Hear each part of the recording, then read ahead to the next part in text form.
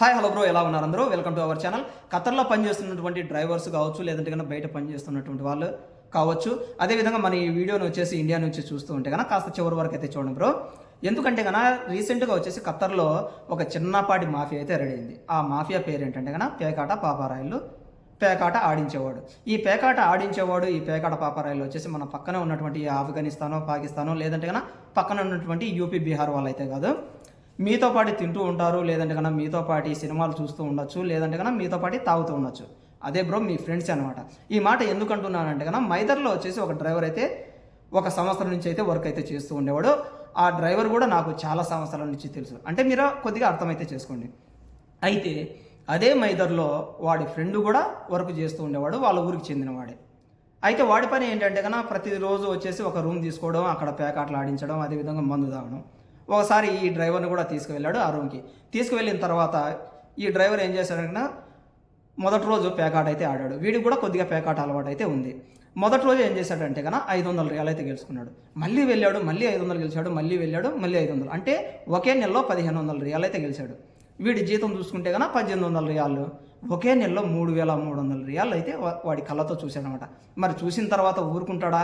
ఇంకా ఎలాగైనా సరే లక్షలు సంపాదించాలి అనేటువంటి ఉత్సాహంతో ఏం చేశాడంటే కన్నా మళ్ళీ 2వ నెలలో స్టార్ట్ చేశాడు పేకాట ఆడడం. ఈ 2వ నెలలో ఏం జరిగిందంటే పోయిన మొదటి రోజే 1000 రియాలు పోయింది. మళ్ళీ 2వ వారంలో 1000 రియాలు, అంటే 2000 రియాలు అయితే లాస్ అయితే అయ్యాడు.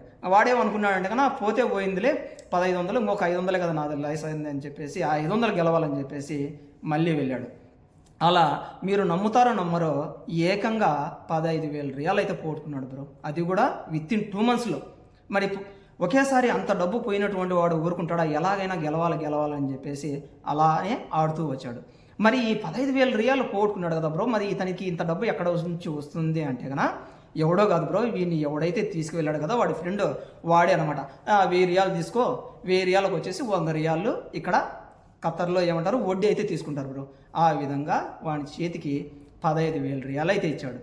ఈ 15,000 రియాలు అప్పు తీర్చడానికి వానికి దాదాపుగా ఎన్ని నెలలు టైం పట్టిందో తెలుసా? 16 నెలలు అయితే పట్టింది. 11 నెలలు అయితే పట్టింది. ఈ 11 నెలల పాటు వాడు ఇంటికి కూడా డబ్బులు పంపలేదు. అదేంటి బ్రో, ఈ 11 నెలల పాటు ఇంటికి డబ్బు పంపకపోతే మరి వాళ్ళ ఇంట్లో వాళ్ళు ఏం అడగలేదంటే కన్నా ఇక్కడ వీడి తెలివి చూడండి ఏ విధంగా అయితే ఉందో.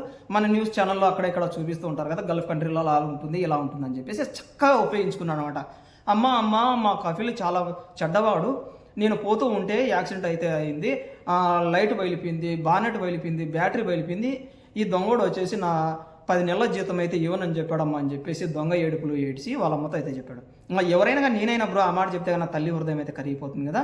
పోతే పోయిందిలేనైనా ఎలా ఒకలాగో పనిచేసి అప్పు తీర్చిరా అని చెప్పంగానే హ్యాపీగా ఫీల్ అయిపోయి అక్కడ పనిచేసినటువంటి డబ్బులు మొత్తం అన్నీ కూడా వాడి ఫ్రెండ్ చేతిలో పెట్టేసి తర్వాత ఇంటికైతే వెళ్ళాడు బ్రో. అలా ఉంటుంది ఫ్రెండ్ సర్కిల్లో కూడా. అయితే ఈ ఎవడైతే పేకాట ఆడడానికి వెళ్ళాడో వాడికైనా బుద్ధి ఉండదా అంటే కన్నా మరి ఫ్రెండ్ సర్కిల్లో కొంతమంది చెప్పేటి కూడా అలాగే ఉంటాయి బ్రో. అందుకని చెప్పేసి ఎవడైనా కానీ ఫ్రెండ్ నీకు ఆపదలో ఉన్నప్పుడు ఆదుకున్న వాడు ఫ్రెండ్ అవుతాడు తప్ప ఇలా పేకాట ఆడడానికి మందు ఆగడానికి ఎవడైనా కానీ అప్పిచ్చాడే అనుకోండి, దయచేసి అటువంటి వాడిని దూరంగా అయితే పెట్టండి. అయితే ఇక్కడ ఎవడైతే పేకాట్లో డబ్బు కొట్టుకున్నాడు కదా వీడు కూడా ఒక చిన్న చిలిపి పని అయితే చేశాడు కువైట్లో. వీడు ఒక ఇంట్లో పని చేస్తూ ఉంటే కన్నా వేరే ఇంట్లో పనిచేస్తున్నటువంటి పని మనిషి దగ్గరికి వెళ్ళేసి పట్టుబడ్డాడు. ఇంకా వాళ్ళ కఫీలో చూడంగానే ఆ పని మనిషి వాళ్ళ కఫీలో లగెత్తుకొని కడ్రాయితో పరిగెత్తుకుంటూ బయటికి వెళ్ళిపోవడంతో వాళ్ళ కఫీలో వచ్చేసి చాలా గట్టిగా వాడిని బాగా మూయించాలని ట్రై చేస్తున్నప్పుడు వచ్చేసి వాళ్ళ ఫ్రెండే ఆదుకున్నాడు. ఏదో కవి తెలుసో తెలియక వయసులో పొరగాడు తప్పు చేశాడు కదా బాబా, ఎలా వాళ్ళకు క్షమించేసి ఈసారికి అని చెప్పేసి ఇంటికైతే పంపించాడు. అంటే ఇక్కడ ఫ్రెండ్స్ అనేవాళ్ళు మంచి వాళ్ళు ఉన్నారు, చెడ్డవాళ్ళు ఉన్నాడు.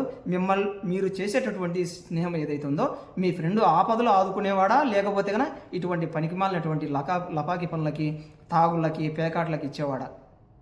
కాస్త ఆలోచించుకొని అయితే స్నేహం అయితే చేయండి బ్రో. అందరూ బాగుండాలని చెప్పి మనస్ఫూర్తిగా ఆశిస్తూ from Abdul Rahman YouTube channel. ప్రతి ఒక్కరు మందుకి, అదేవిధంగా పేకాట్లకి, బెట్టింగ్ యాప్స్కి దూరంగా ఉండండి. అదేవిధంగా పిల్లల్ని కూడా దూరంగా ఉంచండి.